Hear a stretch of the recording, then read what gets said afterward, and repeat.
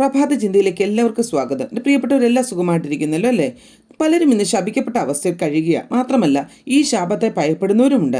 നമുക്ക് ശാപം ഫലിക്കണമെങ്കിൽ അതിന് പറ്റിയ കാരണങ്ങൾ നമ്മുടെ ജീവിതത്തിൽ ഉണ്ടായിരിക്കണം. സദൃശ്യവാക്യങ്ങൾ 26:2 പറയുന്നു, ഒഴുകിൽ പാറിപ്പോകുന്നതും മീവൽപക്ഷി പറന്നു പോകുന്നതും പോലെ കാരണം കൂടാതെ ശാപം പറ്റുകയില്ല. മാതാപിതാക്കളുടെയും ഗുരുജനങ്ങളുടെയും ശാപം അനുഗ്രഹങ്ങളും ജീവിത അവസാനം വരെ വിട്ടുമാറുകയില്ല എന്ന് പറഞ്ഞു കേട്ടിട്ടുണ്ട്. ഇസ്രയേൽ ജനത്തെ ശപിക്കുവാൻ ബിലെയാമെന്ന പ്രവാചകനെ ബാലാക്ക് എന്ന രാജാവ് ക്ഷണിച്ചു വരുത്തുമ്പോൾ ഈ ജനം അത്യുന്നതനായ ദൈവത്തിന്റെ മക്കളാണെന്നുള്ള പരമസത്യം രാജാവ് അറിഞ്ഞിരുന്നില്ല. ശപിക്കുവാൻ എന്ന പ്രവാചകന്റെ നാവിൽ കൂടി അനുഗ്രഹത്തിന്റെ വചനങ്ങൾ ഒഴുകി.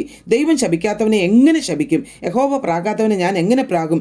പ്രിയ സ്നേഹിതരെ, ഇന്നും കാരണം കൂടാതെ ആര് നമ്മെ ശപിച്ചാലും ആ ശാപം നമുക്ക് ഫലിക്കുകയില്ല.